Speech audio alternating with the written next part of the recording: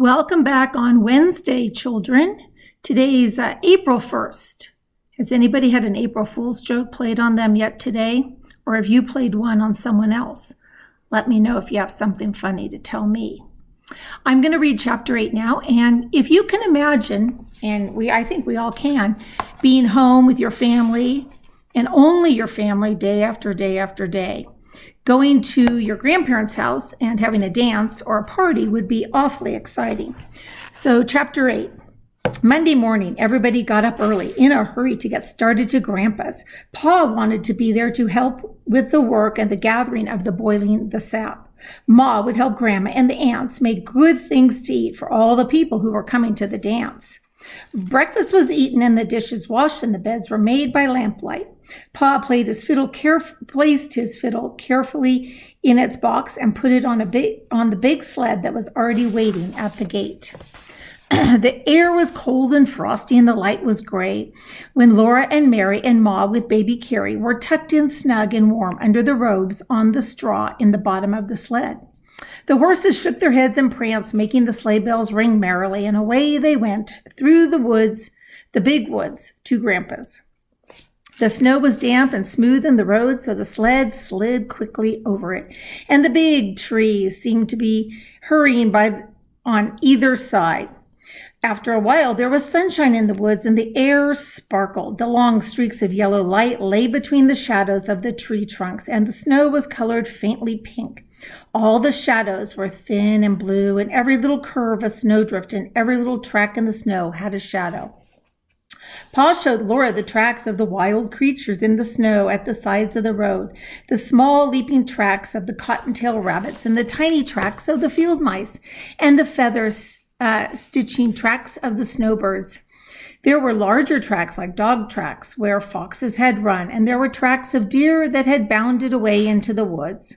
The air was growing warmer already, and Pa said the snow wouldn't last long.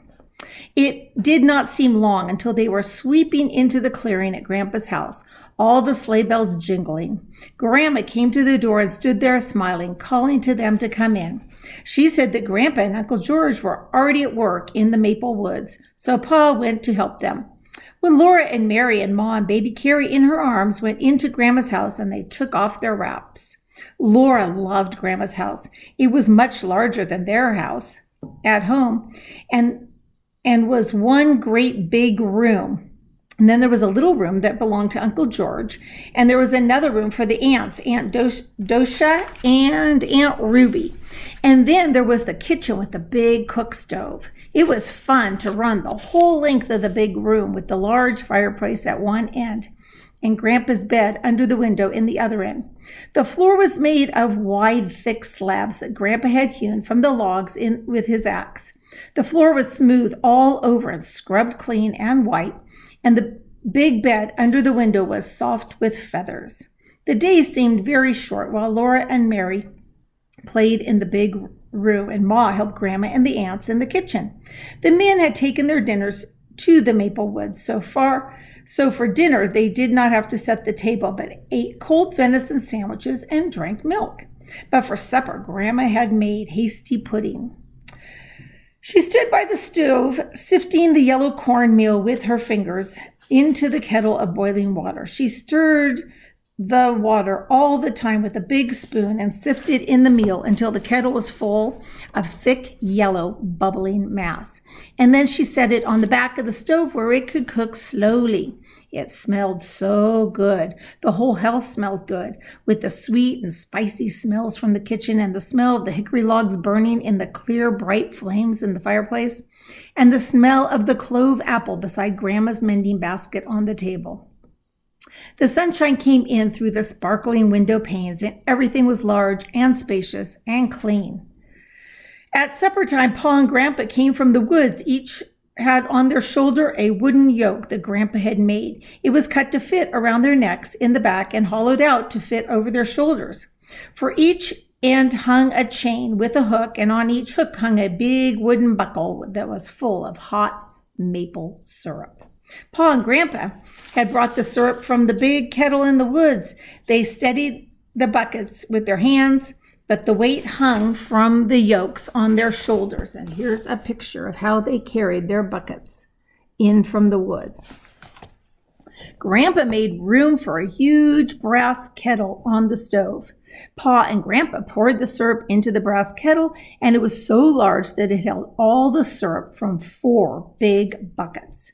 Then Uncle George came with a smaller bucket of syrup, and everyone ate the hot, hasty pudding with maple syrup for supper.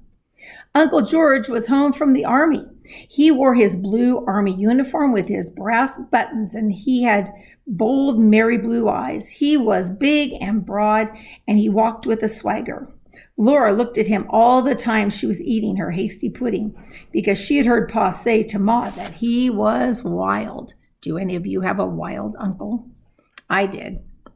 George is wild since he came back from the war, Pa said, shaking his head as if he were sorry. But couldn't be helped. Uncle George had run away to be a drummer boy in the army when he was 14 years old. Oh my. Laura had never seen a wild man before. She did not know whether she was afraid of Uncle George or not. When supper was over, Uncle George went outside the door and blew his army bugle long and loud. It made a lively ringing sound far away in the big woods, and the woods were dark and silent, and the trees stood still as though they were listening. They were very far away. The sound came back thin and clear and small, a little echo like the little bugle answering the big one. Listen, Uncle George said, isn't that pretty? Laura looked at him, but she did not say anything. And when Uncle George stopped blowing the bugle, she ran into the house.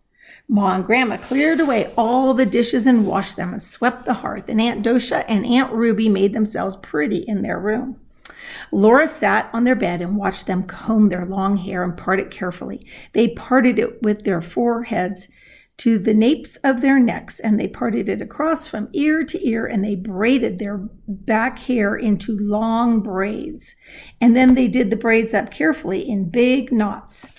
Then they washed their hands and face and scrubbed them well with soap in the wash basin on the bench in the kitchen. They had used store soap, not the slimy, soft, dark brown soap that Grandma made and kept in big jars to use for common every day. They fussed for a long time with their front hair, holding up the lamp and looking at their hair through a looking glass that hung on the log. They brushed it so smooth on each side, the straight white part, that it shone like silk in the lamplight. Here's a picture of the girls getting ready and fussing over their hair.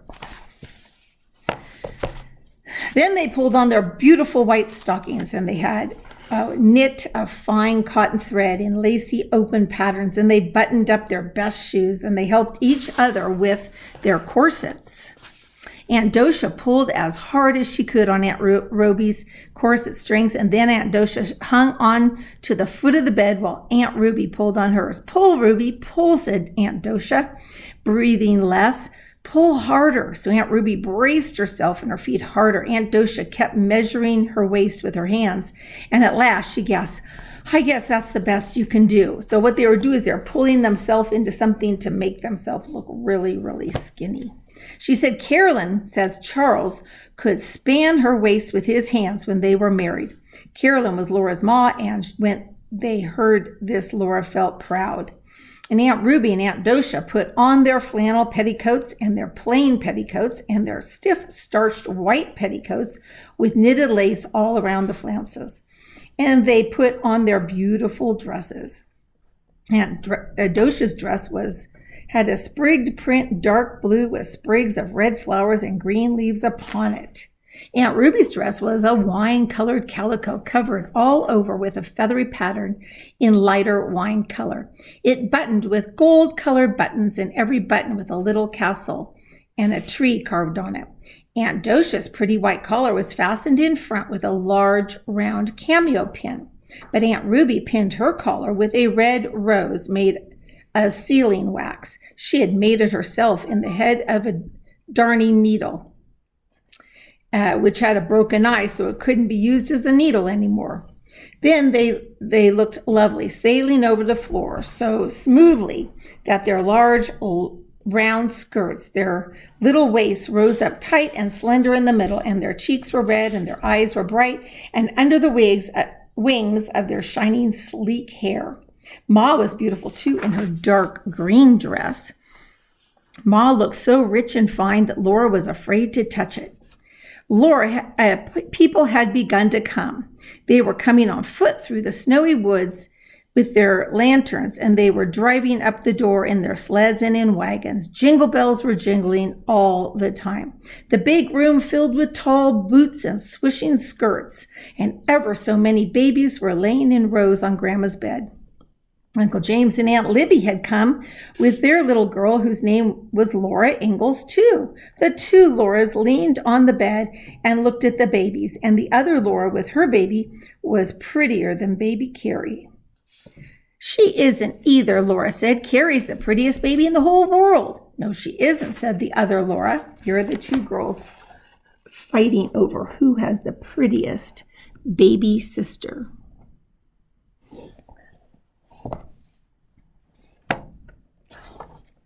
Yes, she is. No, she isn't. Ma came sailing over with her fine Delane and said sternly, Laura. So neither Laura said any more. Uncle George was blowing his bugle, and it made a loud ringing sound in the big room. And Uncle George joked and laughed and danced, blowing the bugle. Then Pa took his fiddle out of the box and began to play, and all the couples stood in squares on the floor, and they began to dance. When Pa called the figures, remember when you did square dancing for PE? Well, that's the kind of dancing they're going to do. Good, grand right and left, Paul called out, and all the skirts began to swirl and all the boots began to stamp. The circles went round and round, all the skirts going one way and all the boots going the other way, the hands clasping and parting high up in the air. Swing your partners, Paul called, and each gent bowed to the lady on the left. They all did as Pa said.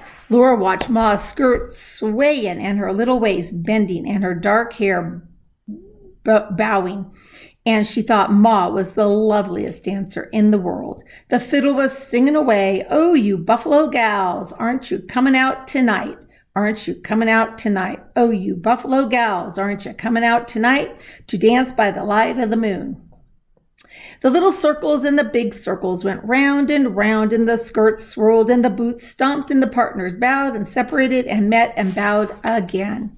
In the kitchen, Grandma was all by herself, stirring and boiling syrup in the big brass kettle. She stirred it in time to the music, but by the back door was a pail of clean snow, and sometimes Grandma took a spoonful of the syrup from the kettle and poured it in on some of the snow in a saucer. Laura watched all the dancers again, and Pa playing the Irish washerwoman now. He called, "Do-see, ladies, do-see, do. Come down heavy on your heel and toe." Laura could not keep her feet still. Uncle George looked at her and laughed. Then he caught her by her hand and did a little dance with her in the corner. She liked Uncle George. Everybody was laughing. So here they are, dancing and laughing and having a grand old time. They were dragging Grandma in from the kitchen. Grandma's dress was beautiful too, a dark blue calico. Her cheeks were peaked from laughing, and she was shaking her head, the wooden spoon in her hand. "I can't leave the syrup," she said, but Pa began to play the Arkansas Traveler, and everyone began to clap in time to the music. So Grandma bowed to them all, and she did a few steps by herself. She could dance as prettily as any of them. The clapping almost drowned out Pa's fiddle. Suddenly, Uncle George did a pigeon wing, and bowing low before Grandma, he began to do a jig. Grandma tossed her spoon to somebody. She put her hands on her hips and she faced Uncle George, and everybody shouted. Grandma was jigging. Laura clapped her hands in time, and the music and all the other clapping hands. The fiddle sang as if it had never sung before. Grandma's eyes were snapping and her cheeks were red, and underneath her skirt, her heels were clicking as fast and the thumping of Uncle George's boots. Everyone was excited. Uncle George kept on jigging, and Grandma kept on facing him, jigging too.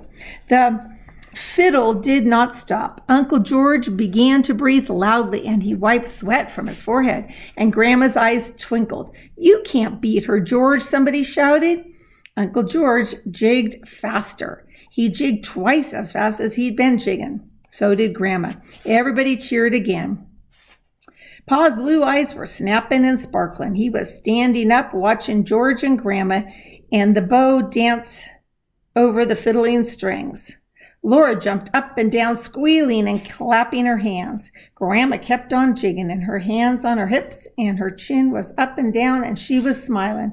George kept on, but his boots did not thump as loudly as they had thumped in the beginning. All at once, he threw both oars down and gasped, "I'm beat." He stopped jigging. Everyone made a terrific noise, shouting and yelling and stamping, cheering Grandma. Grandma jigged just a little minute more. Then she stopped. She laughed and gasped. Her eyes sparkled just like Pa's did when he laughed. George was laughing too, and he wiped his forehead with his sleeve. Suddenly, Grandma stopped laughing. She turned and ran as fast as she could into the kitchen. The fiddle had stopped playing. All the women were talking all at once. All the men teasing George about how everyone was still for a minute when Grandma looked like that. Then she came to the door of the kitchen, and she said, "The syrup is waxing. Come and help yourselves." Everybody began to talk and laugh again, and they all hurried to the kitchen for plates and outdoors to fill their plates with snow. The kitchen door was open, and the cold air came in. Outdoor, the stars were frosty in the sky, and the air nipped Laura's cheeks and nose. Her breath was like smoke. She and the other Laura and all the other children scooped up clean snow on their plates, and they went back into the crowded kitchen. Grandma stood by the brass kettle, and with the big spoon, she poured hot syrup onto each plate of snow, and it cooled into a soft candy. And as fast as it cooled, they ate it. Yum. They could eat all they wanted, for maple sugar never hurt anybody. There was plenty of syrup in the kettle and plenty of snow outdoors. As soon as they all ate one plateful, they filled their plates with snow again, and Grandma poured more syrup on it. When they had eaten the soft maple syrup until they could eat no more, then they helped themselves to the long table loaded with pumpkin pies, berry pies, cookies, cakes, and all kinds of other delicious treats. They all ate till they could hold no more, and then they began to dance again. But Grandma watched the syrup in the kettle. Many times she took a little of it into a saucer and stirred it round and round. Then she shook her head and poured the syrup back into the kettle. The other room was loud and merry with the music of the fiddle and the noise of the dancing. "Quick, girls, it's raining." Aunt Ruby and Aunt Dosha and Ma left the dance, and they came running. They set out pans, big pans, little pans, as fast as Grandpa could fill them. The syrup was set out more. They set and filled ones away to cool into maple syrup. Then Grandpa said, "Now bring your patty pans for the children." Here's their feast that they ate. And there was Grandma stirring the pot of maple syrup.